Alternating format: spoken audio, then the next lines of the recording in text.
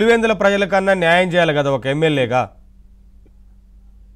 ఇక్కడ ఒకటండి, ఇప్పుడు ఎమ్మెల్యేగా ఎన్నుకున్న తర్వాత కనీసం ఆ ప్రాంతానికి న్యాయం చేయడం కోసమన్న అసెంబ్లీకి రావాలని ఆ ప్రాంతవాసులు కోరుకోరా? ఇక్కడ ప్రజల యొక్క శ్రేయస్సుని కోరేవండి వ్యక్తి అయితే గత 5 సంవత్సరాల కాలంలో ప్రజా వ్యతిరేక విధానాలు, ప్రజా నిర్బంధాలు, నియంత పాలనలు, తప్పుడు కేసులు, అలానే పరదాలు కట్టుకొని తిరిగేవంటి సంస్కృతిలో ఆయన జీవించేవాడు కాదు. ఆయన 5 సంవత్సరాల పాలనలో ప్రజల్లోకి రావాలంటేనే భయపడిపోయాడు. ఆయన ఎక్కడికన్నా వస్తే గృహ నిర్బంధాలు, ట్రాఫిక్ జాములు, లాంటి ట్రాఫిక్ డైవర్షన్లు, షాపులు, స్కూళ్ళు మూసివేతలు, ఇలాంటి సంఘటనలు లేకుండా ఏనాడైనా ఏ నగరానికైనా ఆయన పర్యటన ఉందా అని ఆలోచించండి ఒకసారి. అంటే ప్రజల దగ్గరికి రావడానికే భయపడిపోయారు అధికారం ఉన్నప్పుడే. ఈ రోజున అధికారం ఉన్నప్పుడు పాపం మీడియా ముందుకు ఎప్పుడైనా వచ్చాడా జగన్మోహన్ రెడ్డి? అంతా సజ్జల రామకృష్ణారెడ్డి చేతనే చెప్పించేవాడు కదా. ఈ రోజున పదవి పోయిన తర్వాత సజ్జల రామకృష్ణారెడ్డి ఎక్కడికి వెళ్ళిపోయాడు? జగన్మోహన్ రెడ్డి ఎందుకు ఉన్నవి లేనివి మీడియా ముందు పెట్టేసి ఇక్కడ కాదరా బాబు అని చెప్పేసి ఢిల్లీ పోయి నిరాదీక్షలు ఎందుకు చేశాడు? ఈ రాష్ట్రంలో శాంతి భద్రతలు లేవని ఎలా గగ్గోలు పెడతా ఉన్నాడు? ఈ రాష్ట్రంలో 36 మందినో 32 మందినో 33 మందినో చంపేశారని ఏ విధంగా తప్పుడు లెక్కలు చెప్తూ ఉన్నాడు? నిజంగా గనక నువ్వు అదే గనక రాజ్యహింసే ఈ ప్రభుత్వం, కూటమి ప్రభుత్వం చేస్తుందంటే నువ్వు అసెంబ్లీలకు వచ్చి నీ వాణి బాణి ఎందుకు వినిపించలేకపోతున్నారు? నీకు రక్షణ కావాలని ఎందుకు కంగారు పడుతున్నావు? నువ్వు ప్రజల యొక్క మన్నన ఉంటే, ప్రజల యొక్క సపోర్ట్ కనుకుంటే నువ్వు ప్రజల్లోకి వెళ్ళు.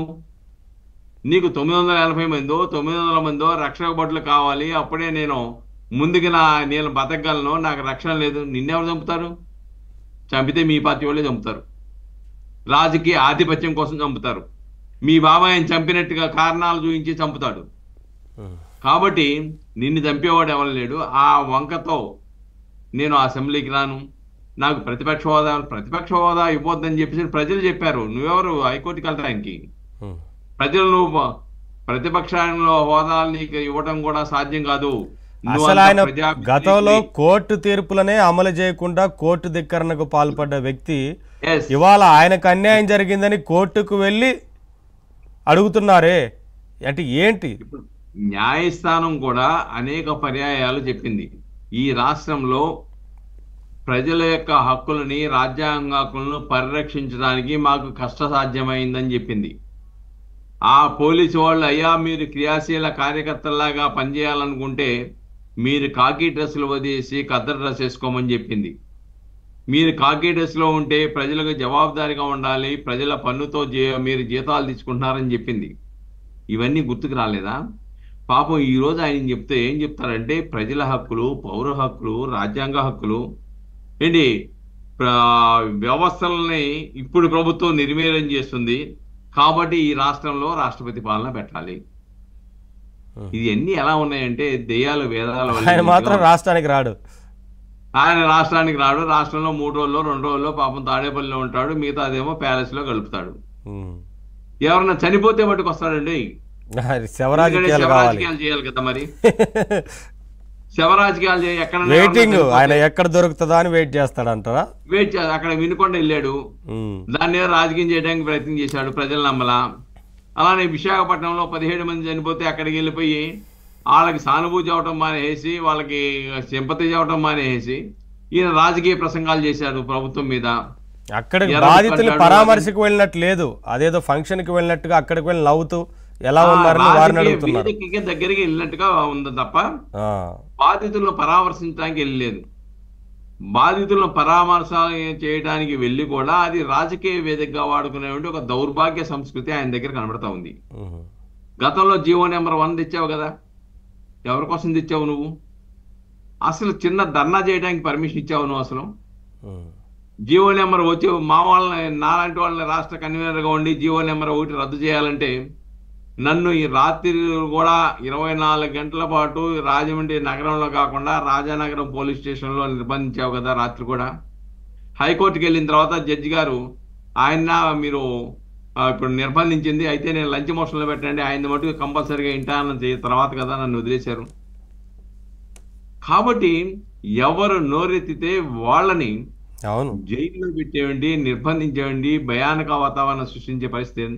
మీ వాడు చెప్తున్నాడు కదా, నువ్వు శబాష్ మంచివాడు అని చెప్పేసి ఒక దళితుడిని చంపిన తర్వాత బెయిల్ ఇప్పించేసి సుప్రీంకోర్టులో అక్కడి నుంచి జైలు నుంచి ఊరేగింపుగా తీసుకెళ్లి వీరుడు ధీరోదిత్తుడు అని చెప్పి ఆయనే చెప్తున్నాడు. ఇప్పుడు మన కంప్లైంట్ ఇచ్చారు అడ్డతీగల పోలీస్ స్టేషన్ లో, ఎవరో నన్ను బ్లాక్ మెయిల్ చేస్తామన్నారు, నా దగ్గర 13,30,000 రూపాయలు వివిధ పర్యాయాలు బెదిరించి బ్లాక్ మెయిల్ చేసి డబ్బులు తీసుకున్నాడని చెప్పాడు. ఇప్పుడు అసభ్యకరమైన వీడియో బయటికి బహిర్గతమైన తర్వాత ఆయన పోలీస్ స్టేషన్లో అడ్డతీగల పోలీస్ స్టేషన్లో ఫిర్యాదు ఇస్తాడు. 13,30,000 రూపాయలు నన్ను బ్లాక్ మెయిల్ చేస్తే ఇచ్చా అంటారు. 13,30,000 రూపాయలు ఎందుకు ఇచ్చావు?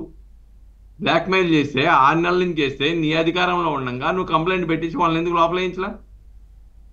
కాబట్టి అటువంటి సిగ్గు ఎగ్గు లేకుండా ఈ రోజున ఓపెన్గా మీడియా ముందుకు వచ్చేసి మోరల్ వాల్యూస్ కూడా లేకుండా అటువంటి వాళ్ళని జగన్మోహన్ రెడ్డి ప్రోత్సహించాడు. పిన్నిళ్ళు అలాంటి వాడే, అరగంట అనేవాడు అలాంటి వాడే, బట్టలు పొడిచిన మాధవే అంతే. మాధవ్ ఏం చేశాడో చూసాం. అలానే విజయసాయిరెడ్డి పరిస్థితి ఏంటో చూసాం, టెక్కల పరిస్థితి చూసాం, మొన్న అనంతబాబు పరిస్థితి చూసాం.